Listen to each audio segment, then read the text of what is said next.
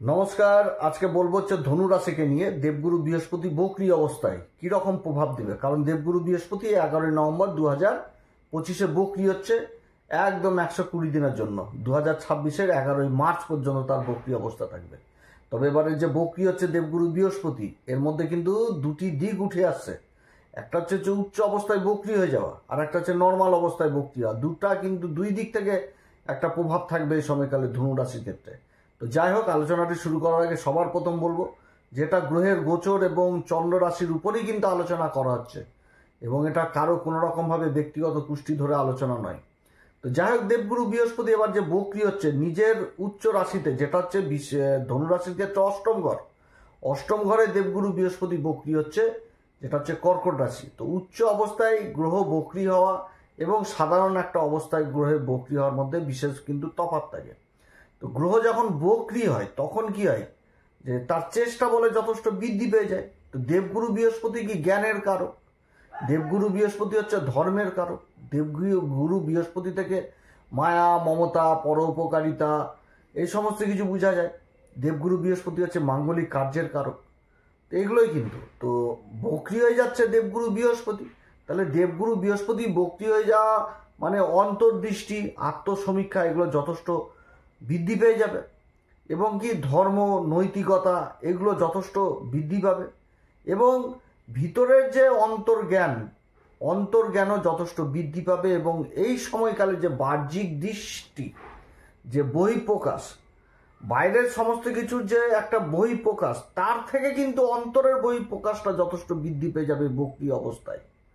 এবং নিজের যে কর্ম করছে এবং বিগত দিনে যে কর্ম করেছে তার কর্মফলকে অনুধাবন করতে পারা, বুঝতে পারবে যেটা আমার কর্মের ফল, আমি অতীতে করেছিলাম, সেই কর্মকে চিনে ফেলা, যে আমি আমার এটা কর্মের ফল ভোগ করছি, এই যে একটা অন্তর্জ্ঞান, এটাকেও যেরকম বুঝতে পারবে, সেরকম ভবিষ্যতে চলার পথও বুঝতে পারবে, যে ভবিষ্যতে কোন পথে চললে আমি যেতে পারবো। কারণ বক্রী অবস্থায় দেবগুরু বৃহস্পতি যখনই আসে তখন তার কি জ্ঞান যথেষ্ট বৃদ্ধি পেয়ে যায়। কারণ চেষ্টা বল, গুরুর চেষ্টা বল বৃদ্ধি পাওয়া মানে সম্পূর্ণ জ্ঞান বৃদ্ধি পেয়ে যাওয়া, ভালো মন্দটাকে আরো বিশেষ করে নিজের কাছে বুঝতে পারা, সেই জিনিসগুলো কিন্তু বুঝায় বক্রী অবস্থায়। আর এটা হচ্ছে শুভ গ্রহ, দেবগুরু বৃহস্পতি এবং শুক্রদেব, এই দুটি গ্রহই হচ্ছে কিন্তু আমাদের জ্যোতিষশাস্ত্রের সব থেকে শুভ গ্রহ, এবং আচার্যের ভূমিকা কিন্তু এই দুটি গ্রহই পালন করে। তো এই তো হচ্ছে দেবগুরু বৃহস্পতির বক্রী অবস্থা। এই সময় কি হবে, যে আধ্যাত্মিক চেতনাটা, যে চেতনাটা বাইরের জিনিসটাকে যে বুঝবে, তার থেকে কিন্তু ভিতরের আধ্যাত্মিক চেতনা, ঈশ্বরের প্রতি যে একটা একটা মানে এগিয়ে চলা বা ঈশ্বরের সাধনা, এই সমস্ত জিনিস কিন্তু যথেষ্টভাবে বৃদ্ধি পাবে এই সময়কালে। সেটা সব দিক থেকে, মানে ঈশ্বরের প্রতি, ধর্মের প্রতি একটা বিশেষ টান, ধর্মের প্রতি রুচি, ধর্মপথে থাকা, ধর্মের কথা বলা, এগুলো কিন্তু যথেষ্ট বৃদ্ধি পায় দেবগুরু বৃহস্পতির এই বক্রী অবস্থায়। এবং দেবগুরু বৃহস্পতির এই যে বক্রী অবস্থা, এই বক্রী অবস্থায় যে সফলতাটা পাবে সেটাও কিন্তু আবার স্থায়ী হবে। কারণ দেবগুরু বৃহস্পতি কি জ্ঞানের কারক, অর্থাৎ নিজের জ্ঞানের দ্বারা, নিজের সমীক্ষার দ্বারা যেটা অর্জন করবে সেটা কিন্তু যথেষ্ট স্থায়ী হবে এই সময়কালে দেবগুরু বৃহস্পতি। তো এটা তো হচ্ছে দেবগুরু বৃহস্পতির বক্রী অবস্থা। তো এবার এই যে বক্রীটা হচ্ছে দেবগুরু বৃহস্পতি, এখানটাতে দুটি ভাগ চলে এসছে। কারণ দেবগুরু বৃহস্পতি উচ্চ ঘরে কিন্তু বক্রী হচ্ছে, উচ্চ ঘরে বক্রী হচ্ছে, এবং এর প্রভাব কিন্তু এই সময়কালে ধনুরাশির উপর যথেষ্ট পড়বে। কারণ অষ্টম ঘরেই দেবগুরু বৃহস্পতি বক্রী হচ্ছে। এবার দেবগুরু বৃহস্পতি বক্রী হচ্ছে নিজেরই নক্ষত্র পুনর্বসু নক্ষত্রে, পুনর্বসু নক্ষত্রের চতুর্থ চরণে, চরণটা পড়েছে চতুর্থ চরণ, যার নবাংশও হচ্ছে কিন্তু কর্কট রাশি। তো কর্কট রাশিতেই কিন্তু বর্গোত্তম অবস্থায় থাকছে এই সময়কালে দেবগুরু বৃহস্পতি নবাংশে, চতুর্থ চরণ যেহেতু পেয়েছে, চরণটা চতুর্থ চরণ। এবং এই সময়কালে শনিও কিন্তু দেবগুরু বৃহস্পতির নক্ষত্রে অবস্থান করছে বক্রী অবস্থায়, সেটা হচ্ছে পূর্বা ভাদ্রপদ নক্ষত্রের চতুর্থ চরণে। এবং শনিও কিন্তু নবাংশে পেয়ে গেছে সেই কর্কট নবাংশে কিন্তু কর্কট নবাংশ শনিও পেয়ে গেছে। অর্থাৎ এর কিন্তু প্রভাব এই সময়কালে যথেষ্ট থাকবে এই ধনুরাশির উপর। ধনুরাশির বর্তমানে কি চলছে, শনির ঢাইয়া চলছে, গুরুর সাথে শনি অবস্থান করছে, গুরুও বকরি শনিও বকরি, এবং এই মাসের শেষের দিক আবার শনি কিন্তু হয়ে যাবে মার্গী। 28 তারিখে শনি হয়ে যাবে মার্গী, তো বিশেষ প্রভাব থাকবে। তো দেবগুরু বৃহস্পতি কি জ্ঞানের কারক, এবার নিজের উচ্চ ঘরে বকরি হচ্ছে, তো গ্রহ উচ্চ ঘরে বকরি যখন হয়ে যায় তখন এটাকে কিন্তু এরকমভাবে বোঝা যেতে পারে, সেটা হচ্ছে যে কোনো ব্যক্তি 1 কাপ চায়ের সাথে 2 চামচ চিনি নেয়, তো সেটা যদি এখন 4 চামচ চিনি দিয়ে দিই তো সেটা তো খাবার উপযোগী হলো না। সেরকম কিন্তু যে একে তো উচ্চ, তারপর আবার বকরি। যেরকম সন্তানকে পিতামাতা অবশ্যই ভালোবাসবে, তাদের ভালোবাসা, পিতামাতার ভালোবাসার সেই জায়গাটা তো অন্যরকম, যেটাকে পরিমাপের ভাষা থাকে না। কিন্তু সেই ভালোবাসা যদি আবার ধৃতরাষ্ট্রের মতন অন্ধ হয়ে যায় তখন কি হবে? অন্ধ ভালোবাসা হয়ে গেল তো সন্তানের প্রতি, তাহলে কি হবে? ভালো মন্দ তো সেই বিচারটা থাকলো না। কি হচ্ছে এখানটাতে? যে মহাভারতের মতন একটা যুগ তৈরি হয়ে যাওয়া, তো সেই জিনিসটা কিন্তু থাকছে এই উচ্চ অবস্থায়। অর্থাৎ এই যে 25 দিন, এই 25 দিন একদম ডিসেম্বরের 5 তারিখ পর্যন্ত অনেক দিক থেকে কিন্তু সাবধানে থাকতে হবে। কারণ দেবগুরু বৃহস্পতি কি জ্ঞানের কারক, তো জ্ঞান যদি অত্যধিক হয়ে যায় তাহলে কি হবে? একটু অহংকার জিনিসটাও আসবে। এবার অষ্টম ঘরে দেবগুরু বৃহস্পতি উচ্চ অবস্থায় বক্রি হচ্ছে, অর্থাৎ রিসার্চ জাতীয় বিদ্যা, গবেষণা জাতীয় বিদ্যা, খোঁজ প্রকৃতি যে সমস্ত কাজ, এইগুলোতে ওভার কনফিডেন্ট বিপদে নিয়ে আসতে পারে। অতএব সেই জায়গাটাকে যথেষ্টভাবে খেয়াল রাখতে হবে। এবং এটা কিন্তু গোপন ঘর, যেটা অষ্টম ঘরকে গোপন ঘর বলা হয়, রহস্যময় ঘর। এইখানটাতে কি গুরুর কাছ থেকে যে জ্ঞান লাভ করা যায় সেই ঘর কিন্তু হচ্ছে অষ্টম ঘর, আধ্যাত্মিকতার ঘর, ঈশ্বরের সাথে কানেকশনের ঘর। অর্থাৎ এই সময়কালে গুরুকে কোনো রকমভাবে অবজ্ঞা করা যাবে না। অনেকে কি করে? গুরুকে অসম্মান করে, গুরুকে মানতে চায় না, নিজেকেই গুরু ভাবে। অতএব এই দিকগুলো থেকে যথেষ্ট দূরে থাকতে হবে এই সময়কালে ধনুরাশিকে।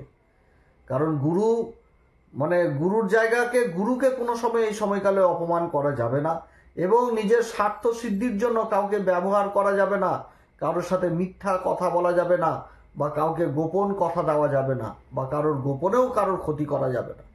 এই জিনিসগুলো কিন্তু বুঝতে হবে এই সময়কালে, যে নিজের স্বার্থ সিদ্ধির জন্য কাউকে মিথ্যা কথা বললাম, এগুলো কিন্তু করা যাবে না।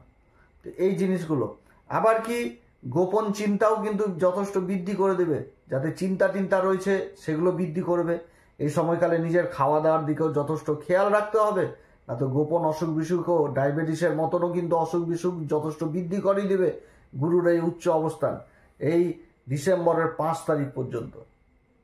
তো যাই হোক, এই জিনিসগুলো কিন্তু উচ্চ অবস্থায় হওয়ার সম্ভাবনা বেশি থাকবে। এটা সবার ক্ষেত্রে যে আবার সমান হবে সেটাও না। অনেক দাদা দিদি ভাই বোনদের কুষ্ঠিতে আবার গুরুর অবস্থান ভালো রয়েছে, কিন্তু প্রভাব কিছুটা থাকবে। এবার কারো যদি জন্মকুষ্ঠিতে গুরু খারাপ থাকে তার রেজাল্ট আলাদা হবে, এবং যাদের উচ্চ অবস্থায় রয়েছে তাদের মধ্যে সেই জিনিসগুলো থাকবে, এরকম উচ্চ অবস্থায় বক্রি হয়ে যাওয়া। তো এরপরে যখন আবার ডিসেম্বরের 5 তারিখে এই গুরুই কিন্তু আবার যখন ব্যাকে চলে আসবে, মিথুন রাশিতে অবস্থান করবে, যেটা হচ্ছে একদম সপ্তম ঘর, তখন গুরুর যে দৃষ্টিগুলো, সেই দৃষ্টিগুলোও কিন্তু অন্যরকম হয়ে যাবে। গুরুর দৃষ্টি থাকবে লাভের ঘরে, গুরুর দৃষ্টি থাকবে নিজের রাশির উপরে, যেটা ধনু রাশি, নিজের রাশিকে দেখবে, নিজের মূল ত্রিকোণ রাশিকে দেখবে, এবং যোগাযোগের জায়গা দেখবে হচ্ছে যোগাযোগের জায়গাটাকে দেখবে, যেটা হচ্ছে কুম্ভ রাশিকে দেখবে। এই সময় রাহুর উপর দেবগুরু বৃহস্পতি দৃষ্টি থাকছে, আর উচ্চ অবস্থায় তো শনির উপর দৃষ্টি থাকবে। আর শনি তো নবাংশে, এই চতুর্থ চরণ যেটা বললাম আর কি, কর্কট নবাংশ পেয়ে যাওয়া। তো এইখানটাতে এরকম প্রভাব। আর যখন সপ্তম ঘরে চলে আসবে আবার এই দেবগুরু বৃহস্পতি বক্রি অবস্থায়, তখন আবার কিন্তু ধনুরাশির একদম বললে চারিদিক থেকে উন্নতি, চারিদিক থেকে মান সম্মান, পদ প্রতিষ্ঠা সমস্ত কিছু লাভ করাবে। তবে বক্রি অবস্থায় অবস্থান করবে মিথুন রাশিতে সপ্তম ঘরে, এইখানটাতেও কিন্তু আবার বিশেষভাবে দাম্পত্য জীবনেও কিন্তু প্রভাব ফেলবে। বক্রি অবস্থা হচ্ছে, চেষ্টা বল বৃদ্ধি পাচ্ছে, তো সাংসারিক জীবনেও দাম্পত্য জীবনেও কিন্তু অশান্তি হওয়ার সম্ভাবনা থাকবে। কারণ দাম্পত্য জীবনের ঘরে দেবগুরু বৃহস্পতির অবস্থান হচ্ছে বক্রি অবস্থায়। তো দাম্পত্য জীবনে কি হবে? একটু বেশি জ্ঞান দিলে যে রান্না ভালো হয়নি, রান্নাটা এইভাবে এই প্রসেসে করো, বা ওখানে যাওয়া চলবে না, এই নিয়ম সেই নিয়ম, বেশি ধর্মের অনুষ্ঠান, এইগুলো দিক থেকে কিন্তু দাম্পত্য জীবনের সেই জায়গাগুলো কিন্তু উঠে আসবে। অতএব এদিক থেকে সাবধানে থাকতে হবে, নিজের কথাবার্তা এদিক থেকে বেশি জ্ঞান দেওয়া যাবে না, তাতে কিন্তু আবার অশান্তি হবে। আর এছাড়া যারা পার্টনারশিপে যারা ব্যবসা বাণিজ্য করছেন, তাদের মধ্যে রাগঢাক কিন্তু রাখা যাবে না। কিন্তু পার্টনারশিপে যারা ব্যবসা বাণিজ্য করছেন তাদের ক্ষেত্রে কিন্তু ব্যবসায়িক উন্নতির যোগ থাকছে এই সময়কালে, লাভের একাধিক রাস্তা থাকবে। সময়কালে যোগাযোগ ব্যবস্থা যথেষ্ট উন্নতি হবে, ডকুমেন্টেন্সি কাগজপত্রের কাজগুলো যথেষ্ট ভালো হবে এবং সামাজিক পরিচিতি যথেষ্ট বৃদ্ধি পাবে এই সময়কালে এবং সমাজে গণ্যমান্য লোকের সাহায্যে বহু কাজ হবে। কর্মক্ষেত্রে ভাই, দাদা, ভাই, গুরুজন ব্যক্তির সাহায্য পেয়ে যাওয়া এগুলোও বোঝাচ্ছে। তবে নেগলেন্সি কিন্তু করা যাবে না। এই সময়কালে শনি চতুর্থ ঘরে অবস্থান করছে, রাহুর উপর দৃষ্টি থাকছে এই বক্রি অবস্থায় দেবগুরু বৃহস্পতির, যেটা মিথুন রাশিতে যখন আসবে 5ই ডিসেম্বর পর।